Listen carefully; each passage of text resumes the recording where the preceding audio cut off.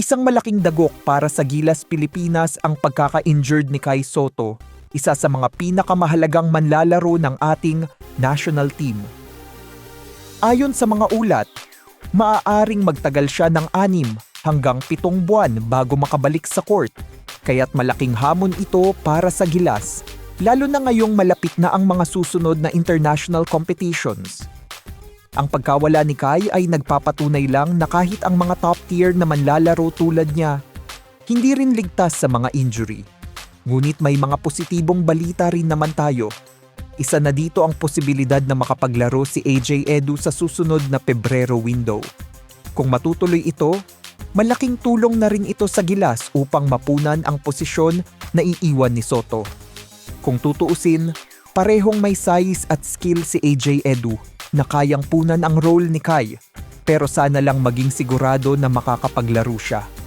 Ang pagbalik ni AJ ay magbibigay ng ibang dynamics sa team at siguradong magaan ang pakiramdam ng Gilas management kung magkakaroon sila ng backup na ganito.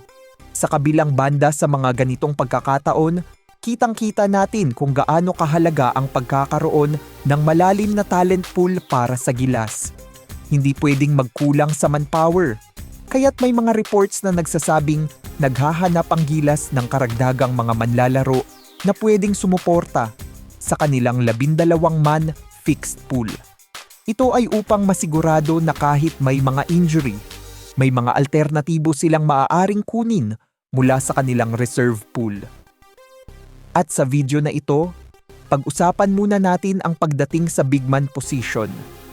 Isa sa mga tinitingnang manlalaro para sa backup big man position ay si QMB, isang 6 na talampakan at 10 pulgada, na big man na kilala sa kanyang agility at kakayahang mag-facilitate sa loob ng court. Ang manlalarong ito ay may solidong karanasan sa basketball, nakapaglaro na sa Estados Unidos, ngunit may konting issues sa kanyang eligibility bilang isang local player. Bagamat sinasabing nakuha niya ang Philippine passport bago pa man siya mag-16, hindi pa ito napatunayan, kaya't may ilang bagay pa na kailangang linawin sa kanyang status.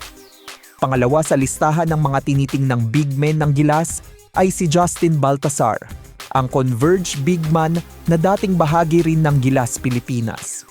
Bagamat nakaranas siya ng mga pagsubok sa kanyang karera, mula nang mapauwi siya mula sa Japan B-League at maglaro sa MPBL, hindi pa rin matatawaran ang kanyang experience at potensyal. Si Baltasar ay hindi na bago sa Gilas at marami na siyang naranasan sa international tournaments. Noong panahon ng OQT, siya ay bahagi ng team na muntik ng talunin ang Serbia at nagbing parte din ng Gilas lineup na tumalo ng 2 beses sa South Korea. Kaya't may malaking kontribusyon siya sa mga tagumpay ng Gilas sa nakaraan.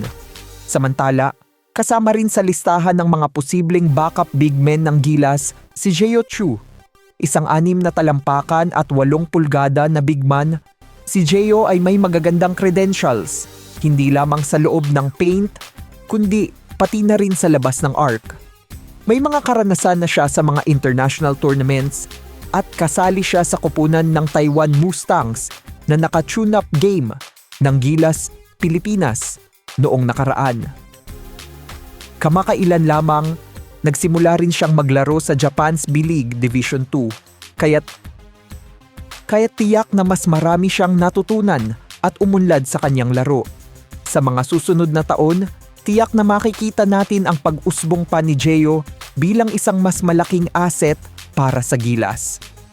Higit sa lahat, huwag din nating kalimutan si Mason Amos. Bagamat hindi pa siya naging regular na bahagi ng rotation ng Gilas, ang kanyang presence sa mga training camps at sa mga final lineups ay isang patunay na may tiwala at ang Gilas coaching staff sa kanya. Hindi siya kasing taas ng ibang mga centers sa pool, pero may natatanging lakas siya sa outside shooting na isang asset sa modern basketball. Sa kanyang edad na 20, marami pa siyang pwedeng matutunan at pagbutihin, kaya't malaki ang potensyal na siya ay mag-improve at maging isang valuable player para sa Gilas sa hinaharap. Ang 4 na ito, sina QMB, Justin Baltazar, Gio Chu at Mason Amos ay kabilang sa mga binibigyang pansin ng Gilas bilang mga backup big men. Bagamat hindi pa sila kasing dominant ng mga key players tulad ni June Mar Fajardo, Kai Soto at AJ Edu, mahalaga pa rin ang pagkakaroon ng mga player na maaari mong pagpilian kung sakaling magkaaberya. Ang ganitong depth sa team ay magbibigay ng flexibility at kahandaan sa mga unexpected na sitwasyon. Sa kabilang banda, magandang hakbang ito ng Gilas na maghanda ng mga solidong backups sa mga posisyon na ito dahil hindi natin alam kung kailan darating ang susunod na injury o aberya. Ang pagkakaroon ng mga manlalaro na handang humarap sa international competitions kahit hindi pa sila regular sa rotation ay isang malaking tulong sa pagkakaroon ng isang malusog at competitive na national team. Ang mga manlalarong ito ay patuloy na maghuhubog sa kanilang mga skills at maghahanap ng pagkakataon upang maging bahagi ng malawak na plano para sa Gilas. Sa mga susunod na taon, malamang ay makikita natin silang mas magiging handa at mas magbibigay ng kontribusyon sa national team. Ngunit, para sa atin mga fans, malaking katanungan pa rin kung sino sa mga reserves na ito ang may pinakamalaking pagkakataon na makapagsimula sa mga darating na international competitions. Ano sa tingin nyo?